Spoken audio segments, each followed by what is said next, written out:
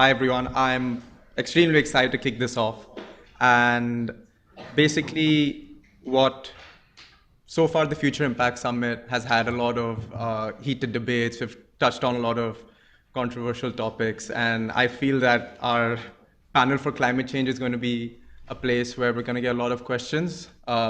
It's been an area that, of course, has been looked at very closely over the past couple of decades right now. And the main objective of the panel from my side also is to not only highlight the problems which you generally see in a lot of other panels, but focus on providing realistic solutions as opposed to what occasionally I feel are overly idealistic.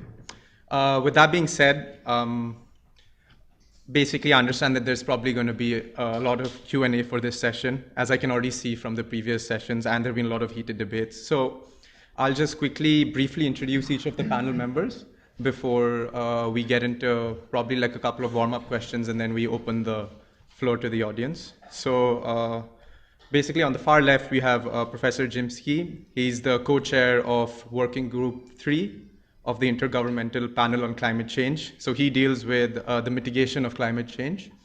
And he's had decades of experience in the field of energy, climate change, and technological innovation.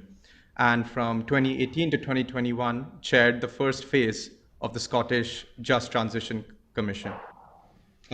Next to him, we have Olina, who's a senior transition risk analyst at the Global Risks and Resilience Program at the Overseas Development Institute.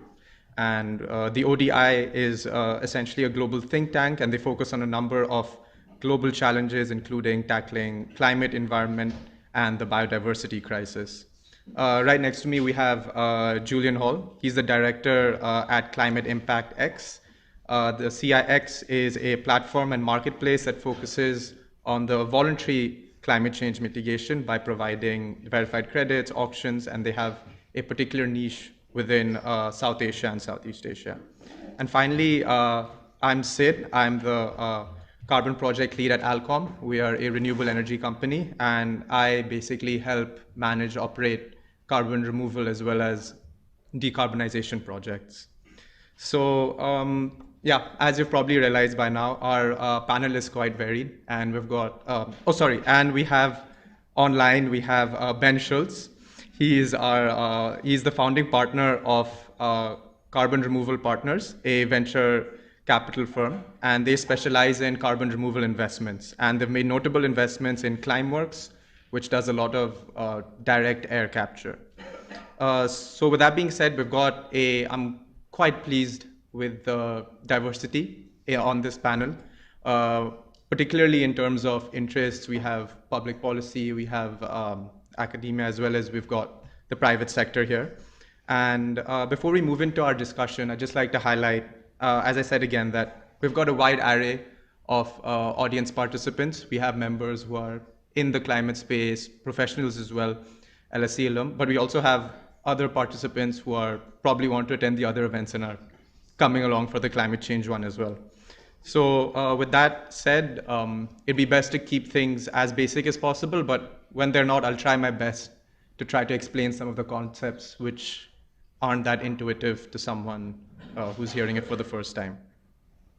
So with that out of the way, I'm probably just going to go ahead and ask the most general question right now, and that is, where are we with regards to our battle on climate change? And essentially, what is the role of the private and public institutions in reaching net zero emissions by 2050? To give context about net zero by 2050, essentially I think as per the IEA, our latest estimates put carbon emissions at roughly 45 billion tons this year. And that in some ways needs to be brought down to zero by the time we hit 2050 if we have a realistic chance of limiting our global temperatures to 1.5 degrees. So with that, I'd just like to open it out and just ask the panel in general, how do we feel? So, Professor, if you'd like to start off. Yeah, okay, thank you. I'm a natural optimist, but I do have to say I don't think the human race is in a very good place with respect to climate change.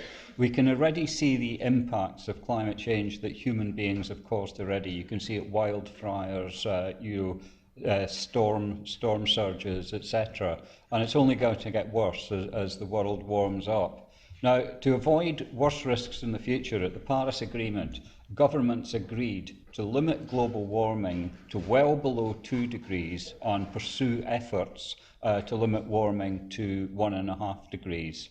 And about 3 years ago at IPCC, we produced a report on global warming of 1.5 degrees, which said what you would need to do to achieve that. And basically, the pathway involved something like 45% reduction in emissions by 2030, which is less than 7 years and 2 months away, which isn't very far, and emissions are continuing to rise.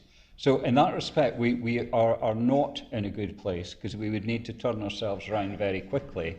But on the other hand, there are sort of signs of optimism, because we've had huge improvements and declines in the cost of renewable energy over the last 5 to 6 years.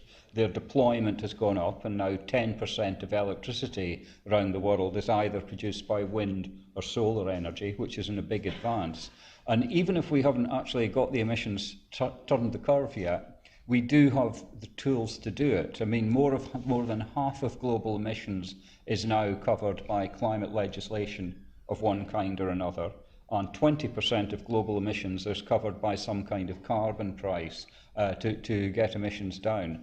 So I sometimes say the glass is half full and the glass is half empty. There was a United Nations Environment Programme report that came out a couple of days ago that said there is now no longer a credible pathway to limiting warming to 1.5 degrees. So I've kind of revised it. I say the glass is quarter full and 3/4 empty as kind of the adjustment made in that.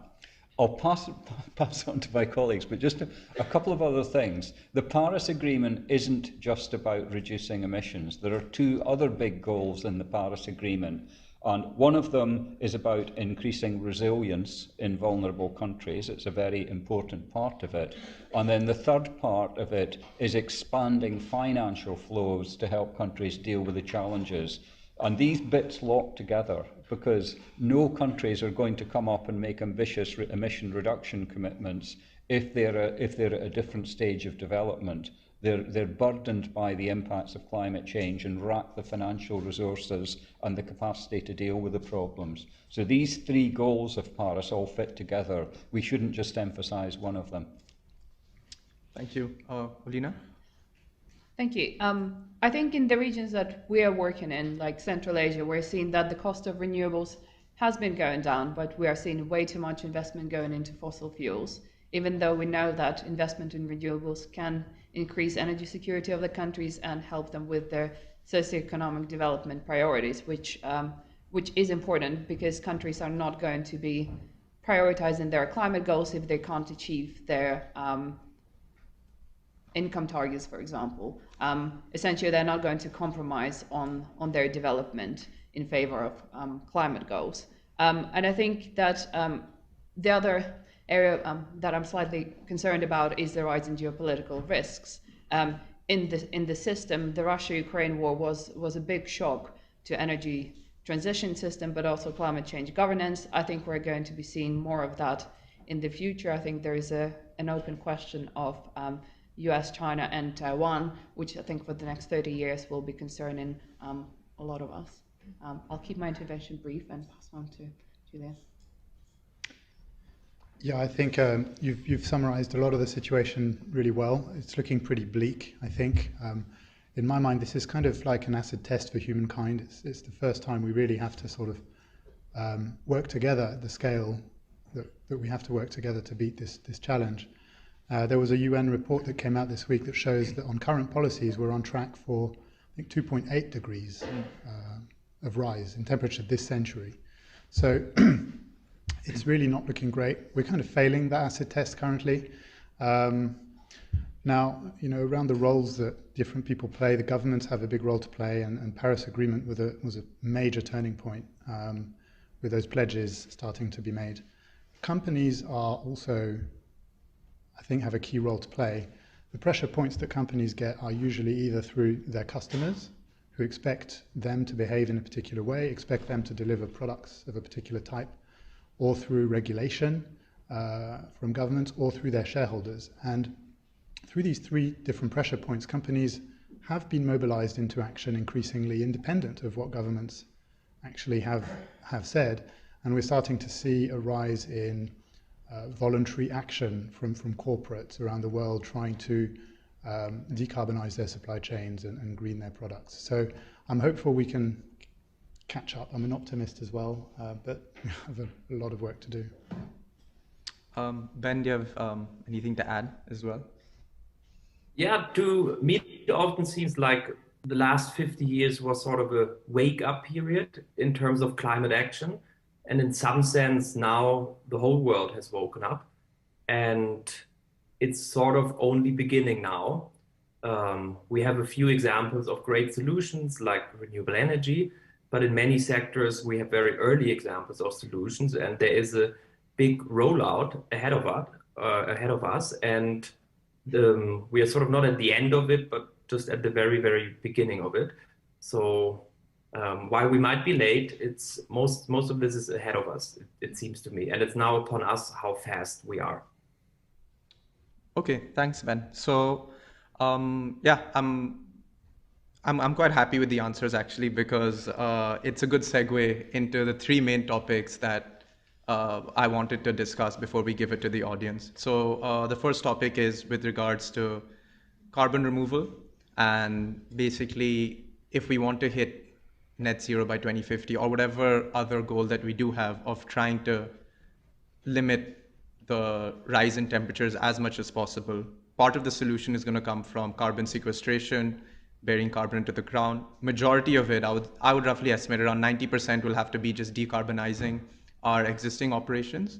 And so that's going to be the second topic that I'd like to focus on. And finally, the last one would be about the geopolitical implications of making this transition, and how basically will countries deal with each other now that their reliance on fossil fuels has changed, their reliance on probably the minerals required to build your wind panels, your solar panels and your wind farms, how that's going to change. So these are the three main topics that I'd like to focus on. And let's start off with carbon removal. So yeah, even though we're roughly on the path to 2.8 degrees based off of the pledges that were given, so that's not even a confirmed number in that sense. Basically, this question is directed towards Ben and Julian. We've got a long way to go towards net zero. I think we have to sequester around 70 to 100 billion tons of carbon by 2050. And in your eyes, what are you seeing from in the market? What type of technologies are you seeing being developed in the market? But equally importantly, what mechanism are you seeing that's actually helping these technologies to develop? Because we need both of them to function. So with that, I think I'll first ask Ben to talk about carbon removal. Yeah, maybe I address the technologies. So there's a few technologies out there that can produce carbon removers. They are all very early, and we are in the stage where we know they work, but also where a lot of it is very low volume. And I'll take Climeworks as an example. Their current plant is 4,000 tons of carbon removal per year. And if you compare that to the footprint of a Western European, that's sort of sequestering, removing the footprint of, let's say, 400 people. So it works, but it's at a small scale. It's maybe, I don't know how many people are in the room, but if it's 150 people, it's 2.5 times the room. That's not a lot, but it's hopeful. And their next plant is going to be 10 times bigger, 50,000 tons, opening in 1.5 years. So already more sizable, but still very small if you compare it to the global challenge. And a few other technologies are called biochar, and they're called enhanced weathering and ocean capture. And they're interesting to read up on. I don't want to go too deep into it. The idea is always the same: removing CO2 from the atmosphere and then tracing it so that you know it has been stored and permanently removed. That's sort of the principle behind carbon removal. And it's important to say that carbon removal should not be, like the main go-to for all emissions. I think we should always think in reducing emissions, avoiding emissions, and then trying to remove the unavoidable part that's left. I think that's sort of a general rule for carbon removal. Nobody's saying those 50 billion tons of emissions right now have to be removed completely. They have to be reduced and avoided first. And in terms of financing those removals, right now this is very much voluntary, and it's somewhere between an R&D project and marketing, if I may put it like this. So if you look at a company like Microsoft signing a carbon removal agreement with Climeworks, buying carbon removals, they are doing this because they love the solution, but they are also doing it because they think it's good marketing for them, because they can afford it, and because it's within their wider climate strategy. But it's just a portion of the budget, and it's only very few companies in the world that can afford this. So it looks good, but it will only get us so far. There's only so many Microsofts out there. And I would say for the next 2-3 years, this sort of demand from the voluntary market is okay. It allows companies to grow, prove that they have a product to sell, carbon removal to sell. But then the volumes will be so big in carbon removal, even if they're still small, that there needs to be some sort of tie-in between voluntary and regulatory market, or it needs to be on the horizon. At least that's how we look at it. The voluntary market is nice, but it has limited strength in our view. Thanks, Ben. Sorry, just to give a bit of a clarification over here. So by the voluntary market, we refer to basically voluntary initiatives by corporations to reduce and sequester carbon and reduce their greenhouse gas footprint. And yeah, I just wanted to clarify that because there's a mandated side where the government forces you to do it. So this is on the other side of the fence, basically. Yeah. So maybe just to build on your answer, I think I'll touch on some of the nature-based solutions that exist. Planting trees, of course, planting mangroves, planting seagrass, kelp.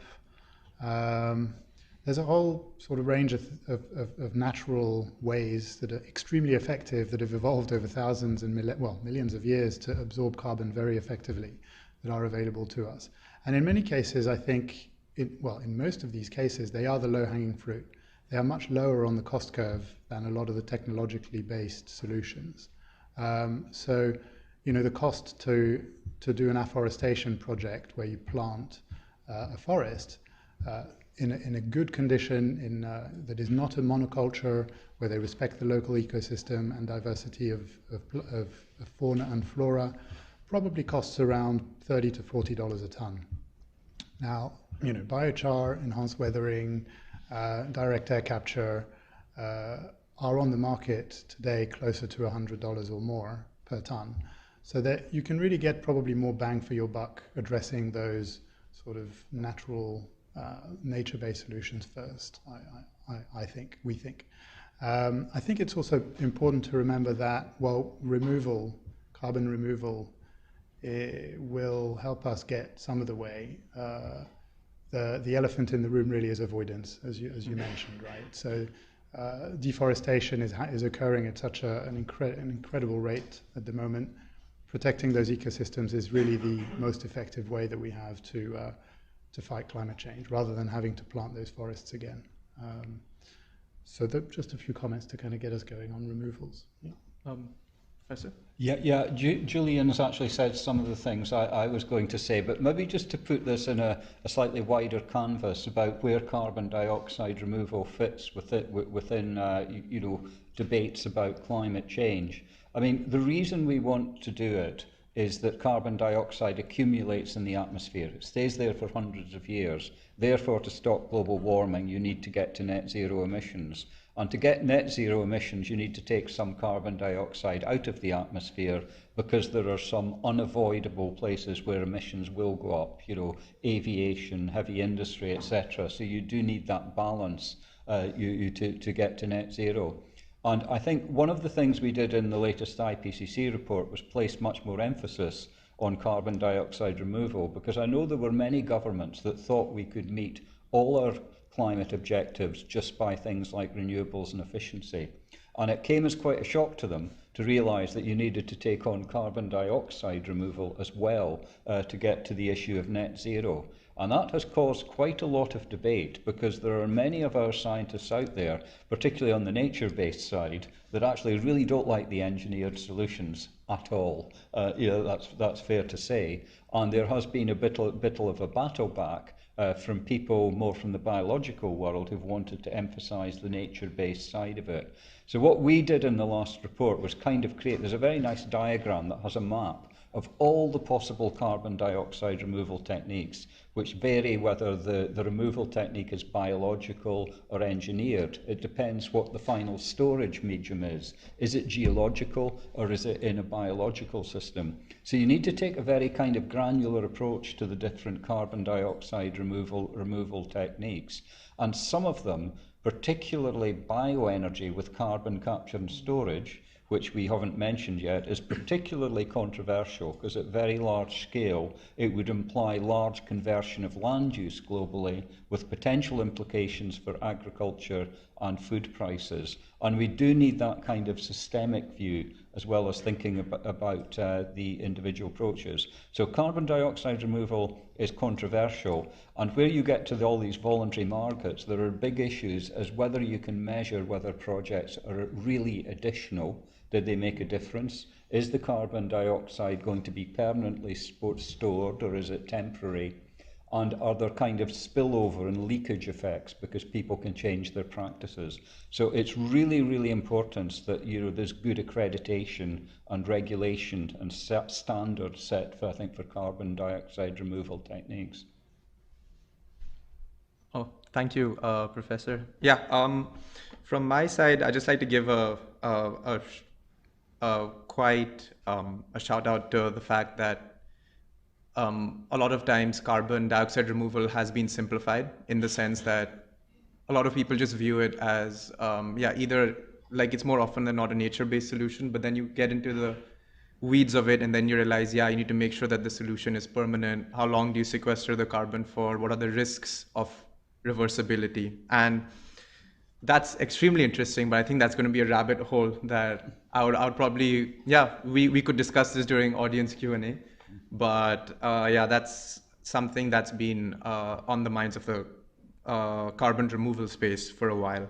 But moving back to what was highlighted previously by both Julian and Professor Jim, is that with regards to carbon removal, the focus is obviously on decarbonization. Carbon removal is probably going to be 10% of the goal. Decarbonization, more often than not, is going to be 90%. And with that, there are a number of industries, there are a number of ways in which we can decarbonize. We can look into like energy, transportation, like heavy industries. Some sectors are obviously more easy to decarbonize. Like Professor mentioned, aviation is extremely difficult to decarbonize. It's extremely expensive as well. Whereas energy seems to be, especially generating electricity, seems to be the low-hanging fruit at the moment. I just want to ask a bit of a slightly tougher question on that side, and that is that it seems to be pretty clear that our move is going towards a renewable energy based economy. But at the same time, what we need to understand is that as we reach 2050, there are probably going to be more instances of extreme weather events. So we have our power grid that relies on a consistent type of weather. Meanwhile, we're facing more extreme weather events by the time we hit 2050. So the question would be, how do we make a low carbon intensive but a robust power mix that deals with both these issues at the same time? Yeah, Professor Diana. Okay, thanks. I have to say the question of extreme weather events and renewable energy is not something that troubles me hugely, I have to say. You can look for problems that are existential, that gave you big challenges, and then there are kind of things that you can deal with an engineering fix.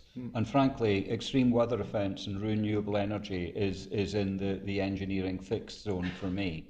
I mean, when you get a big event coming along, if you've got a wind farm, you basically shut it down, jam the brakes on, and stop the thing operating to protect it. I think there's quite a good example of one offshore wind turbine in Japan during the Great Japan earthquake, where the Fukushima plant was, of course, overwhelmed, but the offshore wind turbine, with a very small cross-section, the tsunami just went through it and nothing happened. So there are other kinds of resilience in the system as well. It's fair to say, I mean, all renewable energy relies on natural resources, so they are going to be affected by the climate, but there are effects, but they're not huge effects, I think. When somebody prospecting for a wind site, looks at it, they spend 2 years prospecting the specific location to understand how the topography affects the wind patterns. And the uncertainty around these local factors just dwarfs the uncertainty around future climate change. So I'd say that this for me is not a big deal. It's fixable. There are clever engineers who can deal with it for us. Oh, thank you. That's quite reassuring to hear. Yeah. Julian, do you have anything to add? No, I share your view, absolutely. It sounds like, renewables, the technology exists. It seems to be pretty resilient, I think, to weather-related problems in most cases. So, yeah. Okay, and so basically, based on another question, when we were having lunch earlier today, of course, the question came up on decarbonizing agriculture. As you can imagine, of course, a lot of emissions come through the way we eat food, the way it's supplied, the way our food is created. So as we move towards the future, how do you see our diets and our agricultural practices evolve and update? And do they even need to, or can we find a way to maintain the status quo while decarbonizing our agriculture? Julia? Yeah, I'm quite uncomfortable with the idea of maintaining the status quo with regards to our own behaviors. If we're really facing the biggest challenge that humanity's come across, why are we so seemingly reluctant to make any tiny change to our behavior? I mean, you look at the wars that have happened in the 20th century and the upheavals that they caused to people during those times. If we're facing such a big crisis, how come we're seeing so much reluctance to make even the smallest adjustments to our lives, right? So I straight away, when I hear that, we'd like to try and keep the status quo, my first reflex is why? Can we not chip in? And of course, with agriculture, the biggest thing that we can do, each of us, is to look at our diets, right? So meat production causes, I think, about half of all global agricultural emissions, agriculture-related emissions. So changing a diet to either being flexitarian, pescatarian, vegetarian, or vegan has a big impact. Of course, other things are around making choices as a consumer that help protect ecosystems. So, deforestation being a prime area here, and that's of course related to meat eating as well, of course. I think beyond that, in terms of agriculture, specifically in sector changes, there are changes to the way farms are managed, including around how the soil is managed. Soil is an underappreciated resource globally. It's a critical part of our maintaining a balance in our ecosystems, and it absorbs and keeps a lot of carbon. So we need to till less, use less fertilizer, maybe use more regenerative agricultural techniques. Maybe with rice production, consider not flooding rice paddies all the time, but alternate methods of rice growing to reduce methane emissions. There's a number of things like that can be done. And of course then the supply chain, so reducing energy in the supply chain and buying local, buying in season, etc. So quite a few things, but I think it saddens me sometimes when I hear us talk about keeping the status quo and consuming the way we do. Yeah. Yeah. Thanks, Julian. Would the panelists like to add anything? Do you want me to add? Yeah. Our working group at IPCC managed the IPCC Special Report on Climate Change and Land, which came out about 3 years ago. And that meant we had to go and do lots of media interviews about the food system and dietary changes, where we had to approach this extremely carefully because it is desperately culturally sensitive, the whole question of diet. And one thing we never wanted to do was get a scientist getting up and telling people what they should be eating, because it is absolutely fatal to do that.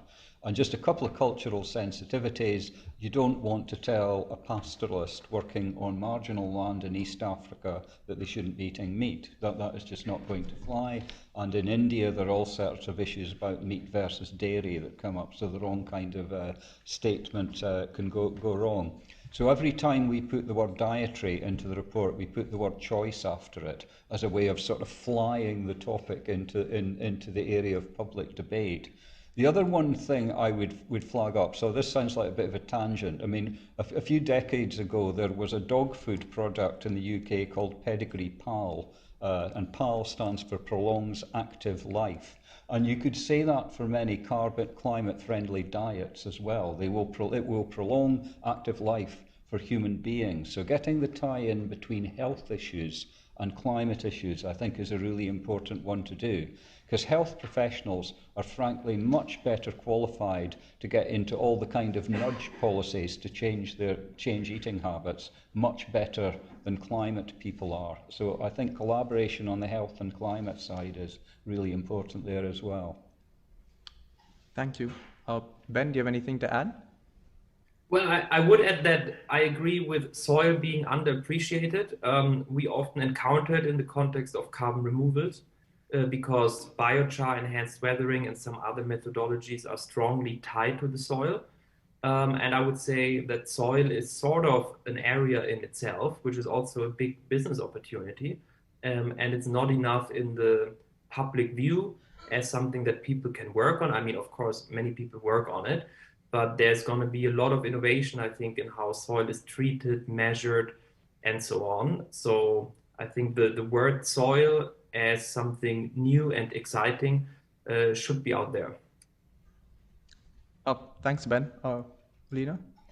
I would probably just add to what the other panelists were saying, and just say that changing what people eat is a very political issue, and I think we've seen that in the UK, where the government is reluctant to issue any sort of dietary guidance at all. But it's also in countries like China, for example, it's a question of political stability. For example, pork markets are very important in China, so as is beef, for example. So I think nudging other countries will really depend on those countries, because I doubt we'll get very far in telling China what to eat and what not to eat. The change will have to come from China, but I'm not familiar enough with how the industry is evolving there to say how much change we have seen.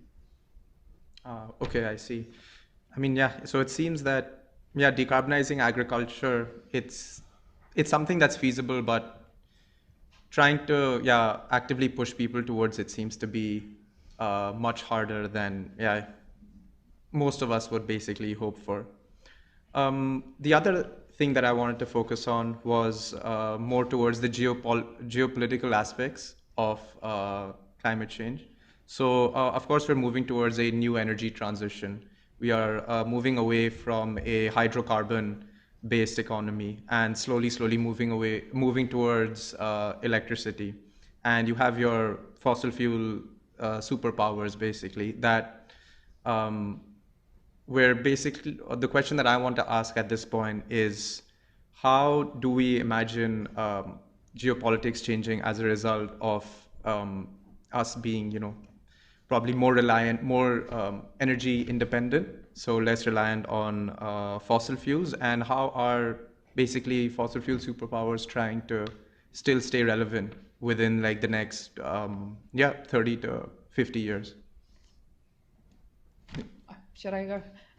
So I think we often hear the narrative that there will be more energy independence coming from transition to renewables. And I think to a certain extent that's true. But renewables don't necessarily reduce geopolitical risks. They just come with their own set of geopolitical risks. And we're now seeing the UK, the UK, US, and the EU are all trying to diversify their renewable supply chains and their mineral supply chains, because we have realized that while we may want to move away from our dependence on Russia for gas, for example, we are in the process, and we're already dependent on China for our energy transition. And to understand energy transition, we also need to look at it in a broader context of other global transitions, which is the geopolitical transition. China is an obvious one, because now it has a lot more say in the rules-based international order and in global economy. And it will be playing a big role. It's already playing a big role in renewables. And what China wants can unfortunately create geopolitical risks, because there may be clashes with what other countries consider their geopolitical priorities. One of those examples would be China's core interests and the fact that China wants to be a reunified country as it moves towards 2049, when it will be a modern socialist country. Now that implies that China will want to be one with Taiwan. I think the big question is then, how will we respond to that? And by we, I mean the US, but also Europe will be dragged into it, because the US is now providing a lot of security for Europe and will want Europe to join its response. So the question is, what happens to our transition then? Have we diversified by that point, and we don't know when that point is going to be, have we diversified our renewable supply chains enough to ensure that we can transition? And if we can't, well, what does that mean? And how will China's new energy partnerships with countries in the Middle East and North Africa play out? And what does that mean for transition in those countries, but also for a transition in Europe and the US? And I think those are all open questions. And unfortunately, I wish I was optimistic about where we're moving, but I'm not, because I think that the Russia-Ukraine war has changed the landscape quite dramatically.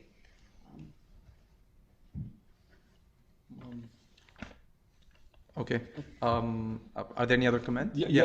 Maybe just to come in on that, because the question was kind of framed in the way that the transition to renewable energy has implications for geopolitics. Yeah. And you can turn around the question and say, what are the implications of geopolitics for the speed or otherwise of the movement to renewable energy? And I think that is an interesting question, because the natural response of countries to the kind of crisis we have at the moment, where there's been a cut-off of supplies of fossil fuel, is first of all, in the longer term, yes, renewable energy makes sense because it makes you less dependent, but also to prove up new reserves of fossil fuels that might be seen to be more reliable. And if these new fossil fuel reserves turn into real production in the future, as opposed to becoming stranded, it could well slow down the movement, the transition into renewable energy. And I think the jury's out on where we're going to go on that one. And it's very interesting that many developed countries from the global north, are now saying, well, we need to stop investing in fossil fuels. So they've cut off export finance to many developing countries, which is a sore point in West Africa and elsewhere, but are actually continuing to exploit their own new fossil reserves, for example, in the North Sea, to move it forward. There are a lot of tricky geopolitical issues that the current crisis has posed that go beyond the immediate Russia-Ukraine situation. They really introduce issues global north and global south and what happens there.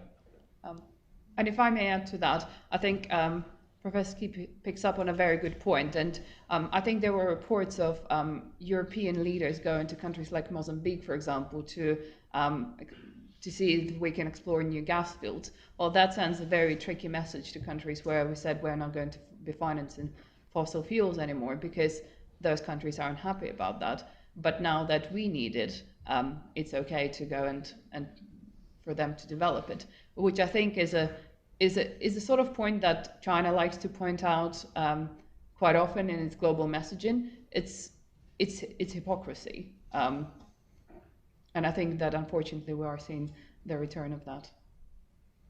Yeah, thank you. I do agree with both these, with these sentiments. It's always the case that, when things are going great, basically, move towards renewables, and then when things aren't, just try to find the cheapest source of renewables the cheapest source of fossil fuels that you can exploit. I'm pretty sure the reason with Mozambique must have been preferential trade agreements versus other um, African countries. And I have a feeling that, there tends to be basically during periods of economic uncertainty, people tend to revert back to what makes them more comfortable. Um, I I just have one last question before we put this up to audience Q&A, and that's more towards climate resilience. And I think in the previous panel, there were questions asked about climate adaptation for cities, building flood walls. And I basically want to take this question one step further and talk about like the existential risk that we face and climate resilience in a global manner rather than just focusing on cities.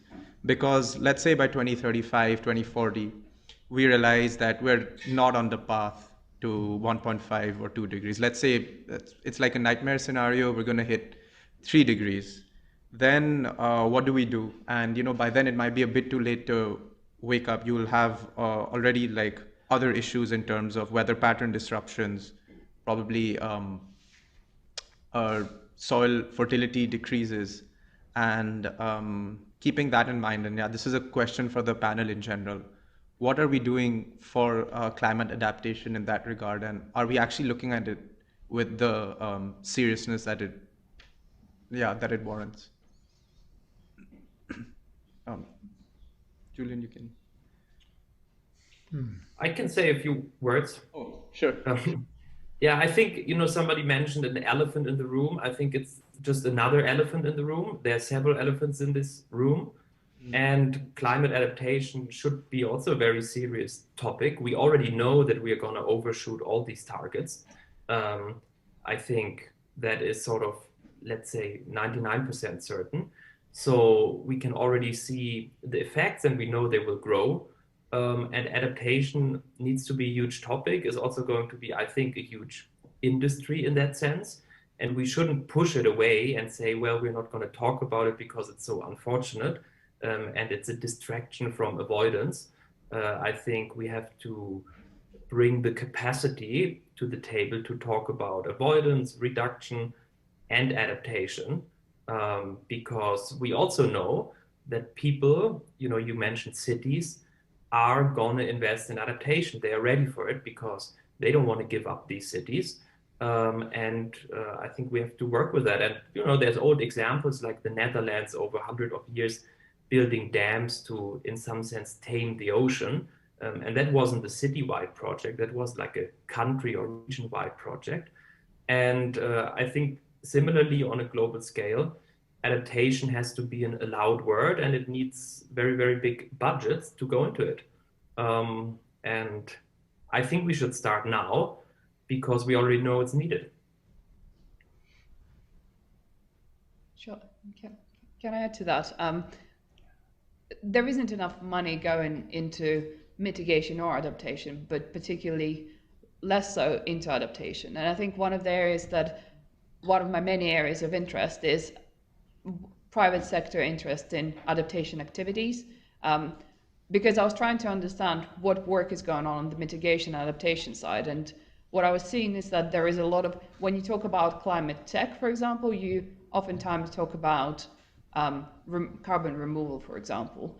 But I haven't seen the same conversation happen in adaptation in the private sector that there is happening on mitigation. And perhaps it's because I haven't been involved in enough discussions, but my sense is that it's a topic that we're not paying enough attention to, and that countries, particularly in the global south, don't have enough money to deal with right now. Yeah, I mean, just to say, also picking up first of all on this question of sort of urban and non-urban parts of it, by the middle of the century, the majority of the world's population is going to be living in cities, and many of these cities have yet to be constructed. The infrastructure is not yet in place.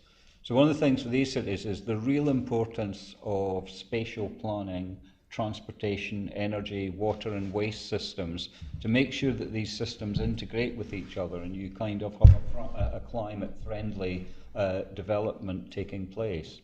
It's worthwhile saying that nature-based solutions work in cities as well as in rural areas, so blue and green infrastructure is really important. You know, rivers, ponds, lakes in cities, building trees into the system, you know, putting roofs that actually have vegetation on them can make a huge difference.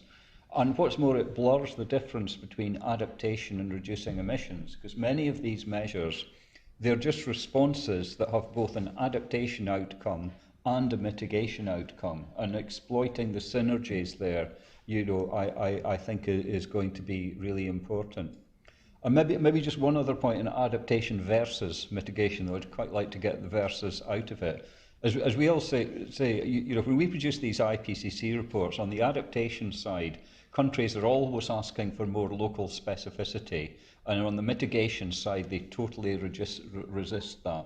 And the reason is that for adaptation, it's about what the climate does to you, and mitigation, it's what you do to the climate. And that difference in causality explains a lot of people's willingness to talk about locally specific things. And it's very interesting that although you might say that adaptation is something you do in your own self-interest, it's amazing how much institutional capacity and decision-making arrangements militate against adaptation. Myself and Indian colleagues actually did a piece of research on Chinese cities and what was happening there. And the Chinese policymakers at the city level were getting lots of pressure from higher levels of government to undertake mitigation actions, and they just didn't have the capacity then to do the adaptation actions, which would have made a lot of sense. But given the fact that there is no credible pathway to 1.5 degrees, as my UN colleagues say, it's really important that we plan for adaptation and finance it properly. And it is underfunded compared to mitigation. It's all underfunded, but adaptation is especially underfunded. Maybe just to chime in on a tiny other piece that Oliena brought up around sort of the fact that we're not looking enough at mitigation. I think another key reason, particularly for the corporate sector, is they can't claim an offset from an adaptation investment, whereas they can for a carbon mitigation, for example. So I think that for a corporate, it's much more philanthropic in nature, and that probably explains lack of involvement. If I may add another tiny point to adaptation, what's interesting is that adaptation or maladaptation will have cross-border impacts. So if we are trying to galvanize global action, it's not only if you fail to build resilience and to adapt to climate change, it will have impacts across borders. So it's a cross-border issue, and we should be planning for cross-border adaptation as well as national adaptation, which is not happening at the moment, but I think some of those discussions are already started to take place.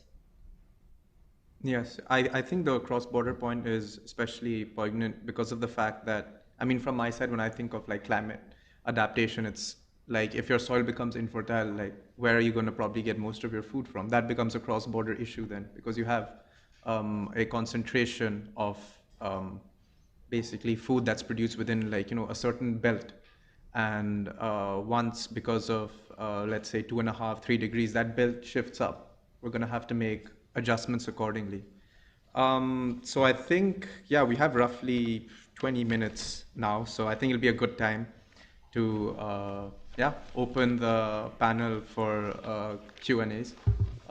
Okay, yeah, let's start with the gentleman in front. Thanks. I'm David Wood. There's a number of things I was expecting to hear on the panel, but I don't think I've heard them yet. So maybe some of the panelists might say why these options aren't being pursued. There's being much more aggressive with nuclear power. Some countries have done much better with their nuclear power. I do hear people saying, oh, it's going to take too long. I think that's a bit pathetic. It's a bit like the people who said, oh, it's going to take too long to get the vaccine against COVID. But frankly, in the seriousness of the situation, people found ways to do it faster. So why not more emphasis on nuclear power? Why not more emphasis on a sensible-sized carbon tax, which would change the economic incentives so that companies would no longer be doing things out of a philanthropic motivation, but there'd be a strong financial motivation. And you could take some of the revenue from that carbon tax and give it to some of the people suffering energy poverty, but you could also feed it into the companies that are doing direct air capture of carbon. And finally, what about more carbon litigation, supporting cities who have some bad experience with extreme weather, who then sue the energy companies who are at least statistically liable for the damage that was caused, in the same way that people made lawsuits against the tobacco companies and said, we can't be sure that the reason we got cancer was because we smoked, but it was statistically likely. So if there was more incentive there, that would make some of these big carbon emitting companies hurry up and change their ways. So why not more focus on some of these economic and technological solutions? Who wants to take this one first? I'll go first. I mean, I'm well practiced in dealing with nuclear questions, so that's fine. I mean, just to say, nuclear was always a controversial issue in IPCC, and it endlessly ended up with different countries footnoting and saying they disagreed with IPCC conclusions around nuclear, in both directions, I should say. A kind of truce has been declared, if I can put it that way, where we kind of accept that some countries have chosen to take nuclear power as part of their energy development and some have not. And basically, if you look at the amount of nuclear energy that's produced globally, it's been pretty constant for the last few decades, but it has been as a result of two opposing trends, where we have seen nuclear production going up essentially in East Asia and parts of the Middle East, and it has been going down in Europe and North America. And many of the countries involved there are really very engaged with it. And frankly, the reason they choose or do not choose to use nuclear power has very little to do with climate change. It's much more to do with energy security. So we have IPCC never produces recommendations on anything or criticizes any technology, I should say specifically, but it's kind of been left as a sort of truce at the moment. On carbon tax and carbon pricing, I think that's absolutely right, that there are some kind of things where it is absolutely essential. Nobody is going to put carbon into geological storage unless they're paid to do it, and you need a carbon tax or another instrument that gives you a carbon price to actually carry it. I would say there are other mechanisms that implicitly carbon prices in them, like power purchase agreements, and maybe that broader kind of technique is the way to do it. But just to say, I don't think a carbon tax is going to get you anywhere on things like the standards of housing, for example. There are still approaches where it's going to be classic regulation and standards that's going to take there. You need that kind of mix of measures. And finally, on litigation, if I may, since I just went to a talk over at Imperial College, which employs me on litigation just a couple of nights ago. I mean, it's very interesting that there are big challenges, I think, about the attribution question, which I think is a lot less solid for climate change than it is for where we got to tobacco and actually health. And frankly, if I was playing the devil's advocate and I was helping the legal team on the side of an oil company, for example, I could play lots of games with the IPCC statistics that would make it very difficult, I think, to prove the case. The interesting way in terms of this liability for damage is the discussions going on in the Climate Convention on loss and damage, for example, which is much more, for me, much more interesting, where you might have something like a fund that people pay into and a fund that people take out of without actually trying to attribute liability, which would be quite a tricky thing to do.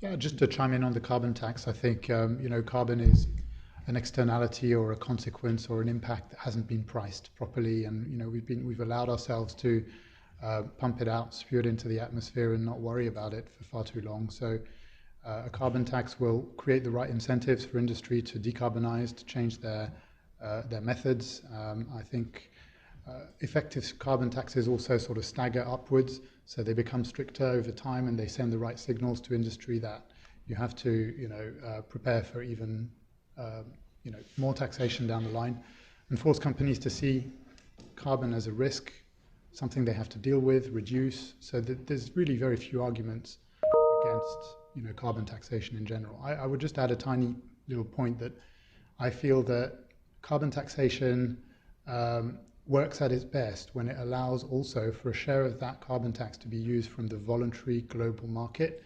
The voluntary market is a sort of free global market where projects often in the global south sell their credits to often richer global north companies and countries, and the free allocation of capital, the market forces, enables a much more effective bang for your buck in terms of the impact of carbon finance in the voluntary market than it does in a sort of closed loop single country system. So encouraging the voluntary global market is, I think, a very powerful way to help us fight climate change. So that's a couple of answers on the carbon tax. Ben, do you have anything to add? Maybe just a small thing. Sometimes I struggle with the word carbon tax because if we think about waste, for example, everybody pays for waste being removed from the streets, and we don't really think of it as a waste tax. Of course, it has a price. So I think it's sort of out of the question that we have to move into all carbon needs to have a price. We could call it a tax, we could give it other words, but I think there is a bit of a need to think of it in terms of new wording and not something that we have to aspire to eventually, but that it wouldn't work without it. Like nobody removes the waste if it's not a law, basically. I think that's sometimes a good comparison. So I think we have to move a little bit into that mindset eventually. Thanks, Ben. Just the one, yeah. Sorry. Good afternoon. I'd like to thank the panelists for contributing to the insightful discussions. My name is Ivan Krompus. I'm a UCL recent graduate. First question I'd like to ask is about energy security, and have the war and geopolitical crisis distracted long-term energy transition and climate change related goals or mitigation? The second question is about climate activism that has been happening very recently. Recent climate change protests by Just Stop Oil and other affiliated groups created considerable attention by blocking roads, vandalizing property, gluing themselves, and among other things, including vandalizing artworks. The Metropolitan Police of London have arrested 651 people alone this month due to these sort of protests, and the public have been frustrated because they cannot drive their unwell relatives and other sorts of things. Do the panelists think that these protests bolster climate activism and hold governments accountable, governments and businesses accountable, or undermine public climate activism because of public anger of these kinds of tactics? Thank you very much. Thank you. Who'd like to go first? I mean, I can say something on these protest activism. I guess many people will respond to it well. It raises the issue, and some people will not like it. I think that is in any public activity. So if somebody vandalizes, or however you want to call it, an artwork, I think many people will say, I like the message because it's important. Some people will say, I don't like vandalizing. And I think it's any form of, peaceful protest. And if you put vandalizing artwork into peaceful or not, is a little bit up for debate. I personally thought it was a creative thing to do, and it put the issue out there, which is a very important one that doesn't get enough attention. And I think the protesters and the general public are all fine with this being something that not everybody agrees on. That's in the nature of protest. I think looking at the seriousness of the issue, these sort of protests are not out of the ordinary, out of the what is palpable. So in general, any form of protest that's peaceful, I think, is wonderful around this topic.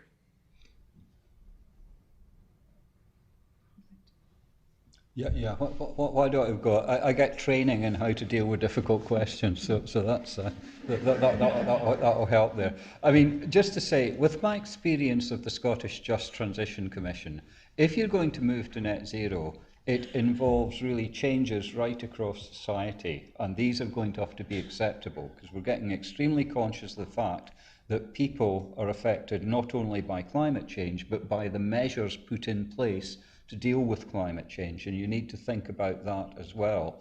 And I think one of the concerns I have is that this is not just about changing the behaviour of people in Brighton where they vote Green, or Islington. It's got to be people in Leicester and Manchester and Nottingham and Liverpool, who live in this. And I do fear that the difficulty of alienating people from the changes that would need to happen in order to reach net zero is something that I would be worrying about. If I may add to that, I'll speak to the first question as well, but since we're on the second question, I'll talk about that first.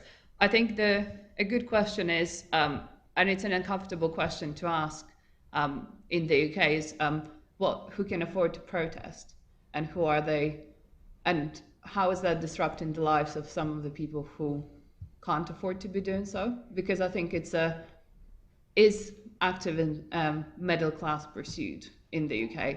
I don't know the answer to that question, but I think if we are going to get more people onto the side of transition, and as we are seeing some of if we ask people to pay a little bit more, then we should keep people on our side, and people don't like their lives being disrupted, their ambulances being unable to get to people in need. It's just, I don't think that works. I think I would personally find that frustrating. But anyway, moving on to the first question, briefly, I think the jury is out to see if it's going to delay transition. I think in the moves that we have seen from the EU, for example, are positive in that we are realizing that we have to be transitioning much faster. I think the question is, are we locking in some of the emissions in the process? And again, are we financing some of the infrastructure that will be emitting for much longer period of time in the future? I think from China's point of view, for example, if we are talking about China, but also India, there will be a transition, but it will be on those countries' terms. They will not be sacrificing their energy security and, in the case of China, for example, political stability to transition on someone else's schedule. Julian, do you have anything to add?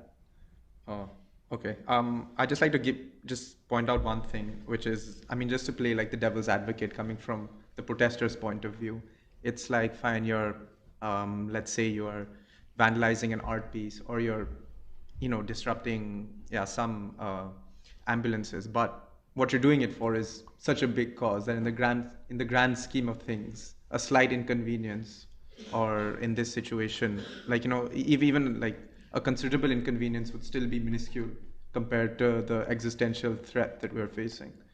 So, just to put a separate twist on it. Excuse me, I'd also like to add that they also damage fuel pumps and block fuel trucks.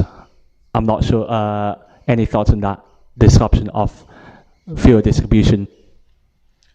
Maybe I can just reply on your behalf. Yeah, picking up on your point, I think the disruption caused by that particular disruption, if you're looking at the scale of the supply chain, is really minuscule compared to the possible impact of getting the message across. So the key point that they're trying to achieve here is to shift the mainstream dialogue a little bit towards their direction by committing some extreme act. That's what activism always tries to do, right? It's like do something extreme to pull the dialogue a little bit more towards your direction. And, from a point of view of comparing the impact on those disruptions versus the benefit of getting everyone more conscious of this big problem, I think is an easy answer in my mind. But I don't like the idea of vandalizing art, because surely there's better things to vandalize than something that everybody enjoys. I don't know, I think, there's probably some better ways to do it, but Yeah, that's just my point of view. Okay. Okay. How many more questions are there? Okay. I'll just take this round of questions. Just first say your question, then we'll do basically the three questions on top. First you, and then the gentleman at the back. Yeah. Yeah. First. Thank you so much for this amazing talk. I'd like to touch on a topic maybe we haven't addressed a lot, which is climate skepticism. So, we've seen it a lot with COVID. People question science a lot. And with climate, I think it's very dangerous. I go back to Hannah Arendt, and I love her piece, which is Truth in Politics. I think it's prophetic in a way. So, how would you, what kind of solutions do you envision to address this skepticism? Or if you could just touch a little bit on your opinions or thoughts on that. Okay. The second question over there. Sure. So the question was just in terms of, do we need to cut our consumption to get to net zero? And assuming we do need to, when are kind of governments and policymakers going to address that elephant in the room? Okay. And the last question. Yeah. Yeah. So my last question was slightly more directed at one of the opening statements made by, I think it was Mr. Stoltz, sorry. And it was just really on reflection about other times when the international community has kind of come together and actually achieved quite impressive things in the face of existential threats. My immediate thinking regarding climate goes back to the agreements of the 90s regarding CFCs, but also on other issues like financial regulation and weapons of mass destruction, non-proliferation. There's actually a fair amount that humanity's done when faced with quite existential threats. So really, kind of on an optimistic note, what have we got right, and what can we learn from those successes in building consensus on the global level? Sure, perfect. Okay, so just to summarize, we're talking about skepticism, policy, and then, just international collaboration. So, feel free to tackle whichever questions you want. Ben, do you want to start, since one of them was directed to you? I want to ask, could you maybe repeat the question? I didn't hear it. No, it was by and large about how the international community has collaborated. So, for example, by and large, plugging up the ozone layer above Australia, that was quite remarkable. So it was more of a question about just optimism with regards to how we've been able to come together at certain times and solve problems which otherwise seem extremely difficult to solve. I mean, I would always look at the IPCC report actually as sort of the main pillar of this, around which all geopolitical collaboration can sort of coalesce. And I think it's a real sign of hope that this has such a high reputation, and that the reputation is probably also rising. Everybody's looking at this, everybody's working sort of around it. So to me, that's very hopeful. Of course, there's still a lot of room, but I think it's a great achievement that the world has at least come around this specific report, which is much more than a report. And maybe the professor which is part of writing it can add a few words around that.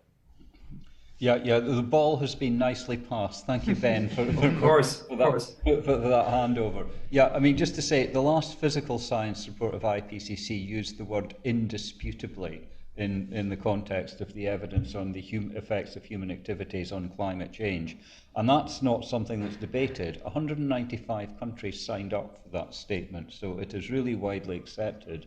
And to the extent that there is climate skepticism, and there is still some around, it's actually rather changed in character. Climate skepticism 2.0 for me is much more about the issue, well, sure, there's a problem, but is it worth spending all this money to deal with it? So the nature of skepticism and the nature of the debate, I think, has actually moved on quite considerably. Maybe I can pick up the consumption one as well. And just to say, again, given the kind of ambitions and the kind of the net zero targets and getting to all of that, it's undoubtedly the fact that consumption patterns would need to change as part of that solution. But just to say, I mean, the evidence is that actually just pure behavioural changes, switching the light off, taking fewer trips to the supermarket or whatever, isn't enough by itself. Behaviour is kind of shaped by the kind of infrastructure that we need to work on The availability of technology is there, and electric vehicles are the classic example. You need the charging infrastructure, you need the manufacturers to provide the vehicles. So behaviour is part of a bigger systemic change, and it doesn't mean living worse. I mean, believe me, I cycled here today, as my colleagues on the panel know. I don't own a car, and my life is all the better for it in terms of quality here in central London. So it's not all about sacrifice. And maybe just to pick up on the consumption point, I think it's also about having a conversation about how changing our consumption and maybe living slightly differently can also help us tackle other crises that we are seeing, because climate change is a threat, but it's happening in the context of wider crises like biodiversity loss, land degradation. So how can we galvanize action, but also find synergies in tackling different crises? And how open are we, I think, as a society, for example, to changing how we would like to live, how we would like to commute, how we live, really, because it does require quite a bit of change. And are we prepared to see some cuts in what we consume and do that, and prepared to make a sacrifice, really, for the greater good? I don't normally go for that language, but I think in this case it's really what we're talking about. We will all have to do things a little bit differently. Yeah, my biggest disappointment is, I think, in the last few years, seeing that skepticism be replaced by complacency. So, we've really realized that there's no debate around this, but there hasn't been much action. But are we all as individuals to blame? Partly, but not only. I think governments share a big responsibility in the continued pursuit of assumptions of growth being a necessary part of the way the world economy functions.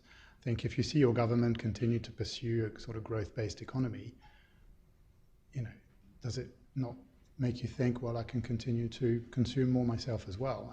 We haven't actually, at a political and societal level, really started to make a real shift. So, it goes beyond the individuals, unfortunately. Yeah, thanks everyone. Just before we end the panel, I just want to ask a quick question to everyone, to the panel as well. It's just about providing, there are a lot of LSE students here. I'm pretty sure some of them are quite keen to enter this space. And just to give a brief summary of your experience here and how you've seen basically the climate space evolve, not only in terms of like your colleagues, but in terms of how it's probably evolved from something that was a passion to what is now viewed more as a professional career move. So yeah, if you could just talk about that, I think a lot of students here would be quite keen to hear. Maybe I can just kick off. I had a career over the last 10, 15 years, mainly in commodities, in metals, in agriculture, very conventional, non-climate related sectors or topics. Of course, they impact massively, the climate. But and I had an interest in climate-related topics, but I never thought I could easily get a job in that space. And what I found was that actually there was a couple of circumstances. One, the experience that I built in conventional industries is actually very useful and transferable in many climate or green-related jobs. Your knowledge in those industries, whether it's finance, industry, or whatever else, will be useful to a sort of climate-focused company. The second thing is that the demand for climate-related jobs is, or the supply, I should say, has really shot up. So, there are hundreds of jobs out there at the moment in climate-related activities. So I was really deeply grateful to be able to apply some of my experience in, other types of sectors to a climate-related job. And I would encourage all the young people here to really consider getting into this space. There's a capacity problem in a lot of what we're trying to do. There's a lack of knowledge, talent, experience, and so yeah, please consider getting into this space. A lot of the bottlenecks we have are talent related. So, come and help us to fill that void that's needed. Shall I go? Well, my background is very different, I think, to a lot of my colleagues who are working on climate change, because I studied Chinese and I worked a lot on China, and then I studied geopolitics. And for me, transitioning more towards climate change and working particularly on adaptation was very much a career move, because I know that I was seeing how many opportunities there are opening up, and that there is lack of applied knowledge in some cases from different disciplines, particularly around international relations and geopolitics and the background that I was coming from. So I could see what I could add, and I made the move. So, and if you go on any jobs portal right now, I think if you look at climate-related jobs, you'll be surprised at how many job openings there are out there, and you don't need to have background in physical science to be doing it. Yeah, just to say, I'm a terrible example to students, because I really didn't plan my career at all. I'd no idea I'd end up as a working group co-chair at IPCC, which didn't even exist, when I was doing my degrees. So maybe just 2 points to make. I think, as we've just heard, there are a lot of organisations that have climate on the label as well. They're going to need a very wide range of skills in order to help them through the process. But equally, as climate issues become a bit more mainstreamed, it may be that all organisations are going to need to build some climate literacy into what they're doing, in the sense that there will be no green jobs in the future. Every job will be a green job if things are going to be mainstreamed a little. So maybe just these 2 points. Ben? Yeah, I would compare it a little bit to 10 years ago, where there was a lot less companies and opportunities for people interested to work in this. You could work for Tesla, you could work for Patagonia, and you could become an activist. That were very narrow choices. And if you look today, Tesla and Patagonia have become a lot bigger. That's more opportunities. There's hundreds of new companies that work in climate, clean tech specifically, that are exciting that you can join. And I think as the topic has become so much more serious, there's so much more resources going around. So also the jobs are more attractive, and anything engineering, anything consulting, anything accounting, anything also has a climate angle and can be tied into an organization which might be focused on it. So I think it's a completely new world for a career in climate, which is far wider than what it used to be. And it's also growing. So, if you become an expert in some area in climate, that's a big opportunity, because it's a new field. And in 5 years and 10 years, you might also personally profit a lot from it as being an expert in this, when not so many people were looking at it. So I would say it's an exciting field to go into in terms of a great career. Yeah, thanks, Ben. And with that, we'll wrap up our panel. Thank you, Ben, and thank you, Julia, Lina, and Jim, for coming over and spending your Sunday talk about work. So thank you so much for that. And now we'll just pass things on. Thank you. Thanks for having me.